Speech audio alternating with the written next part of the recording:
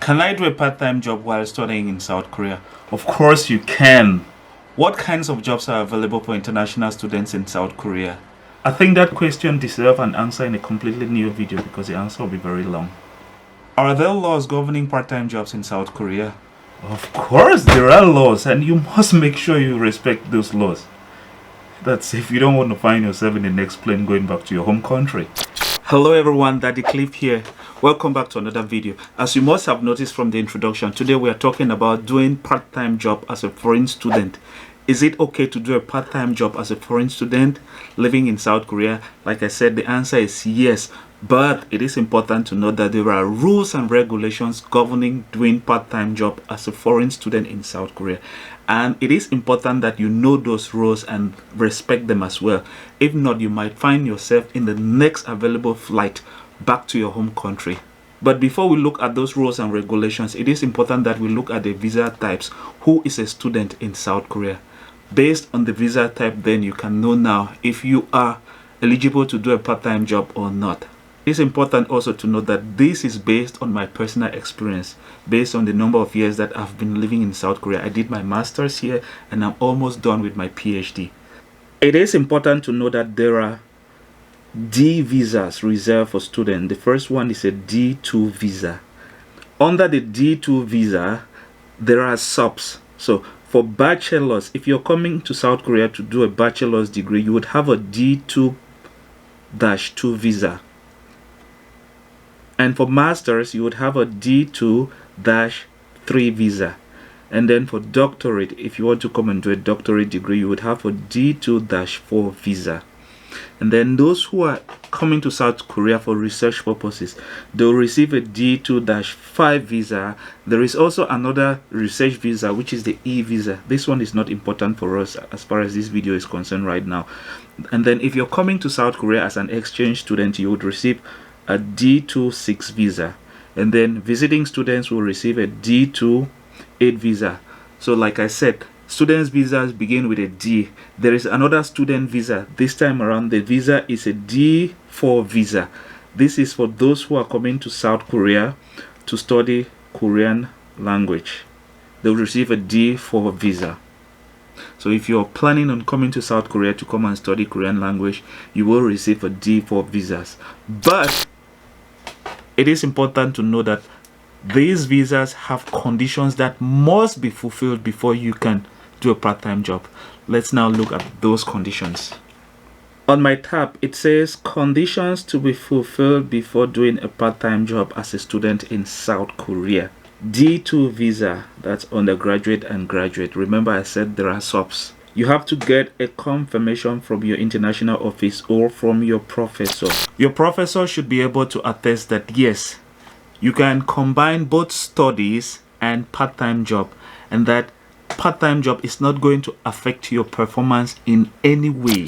Secondly, you must do a part-time job at a registered office. That's a company that is registered, known by Korean government, and the company must have a business license. And then they must be ready to fill out this form. The form is titled Part-Time Work of Foreign Students Confirmation Form. So here you would write your name. It says applicant. You would write down your full names, your alien number, that's your Korean foreign number. The number will be on your Korean ID card.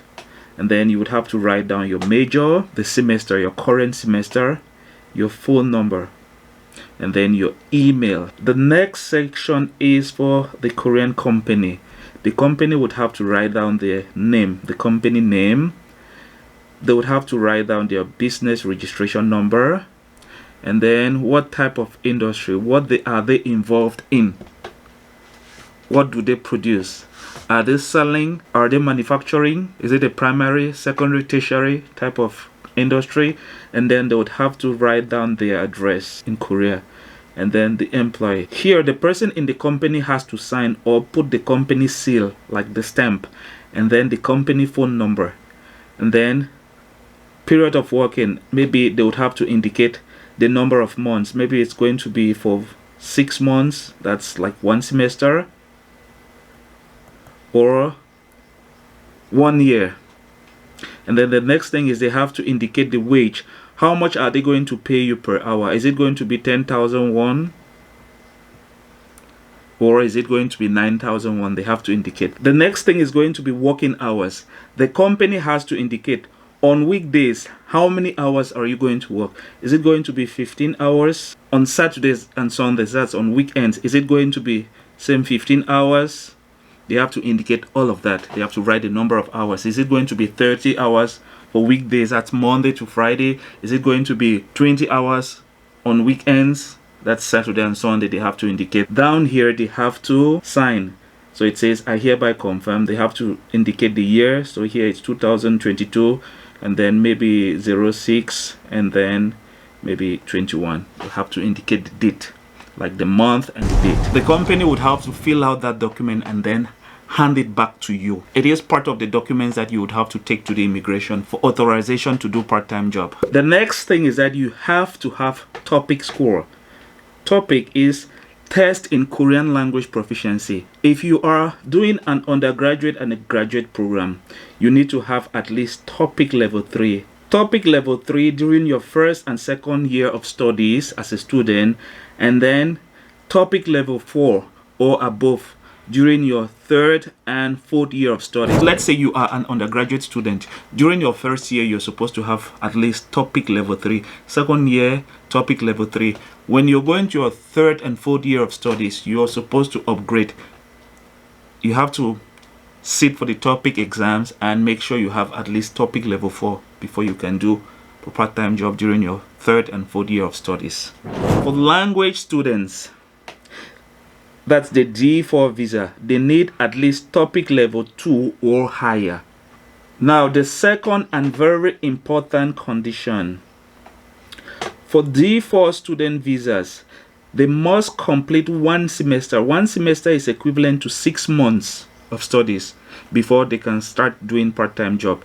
And then they must have an attendance rate of over 90%, which means if you're coming to South Korea to study and you're always absent from class, it's going to prevent you from doing part-time job.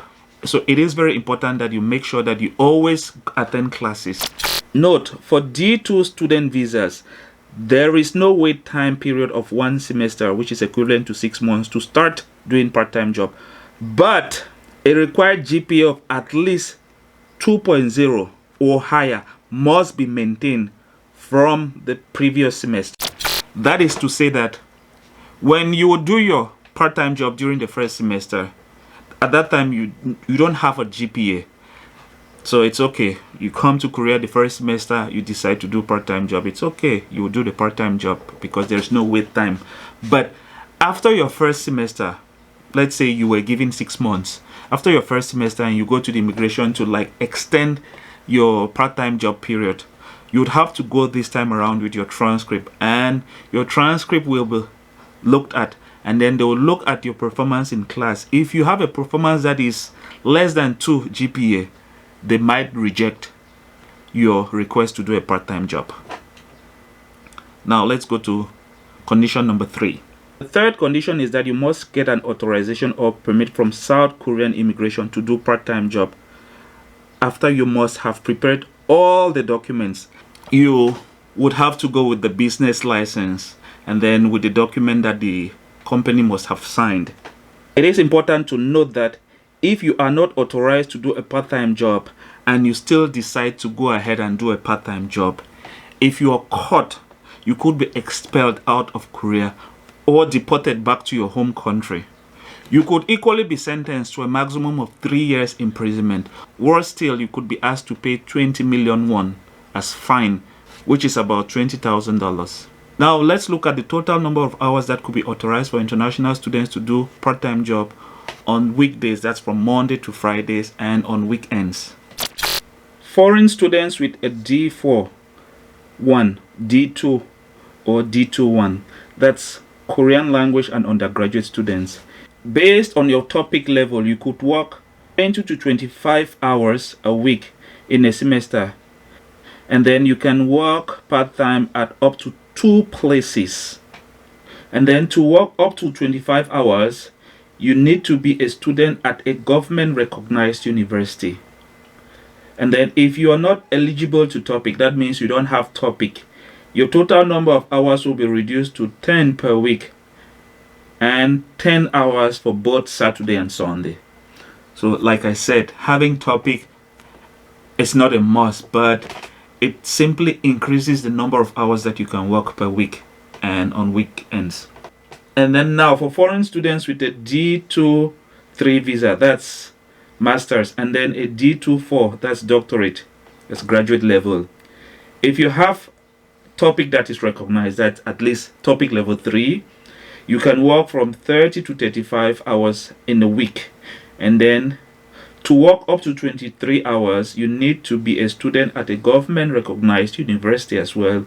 And then if you don't have topic, your hours will be reduced to 15 for the whole week, and then 15 for both Saturday and Sunday. And then look down here. It is important to say that they said that the above hours are the maximum amount of time to work in a week from Monday to Friday. There is no limit on Saturday and Sunday and then on summer vacation. So basically, if you have topic, you have unlimited period of time to work on weekends. There is no limitation in terms of hours. That being said, this is the end of the video. I'll see you in the next one. Ciao.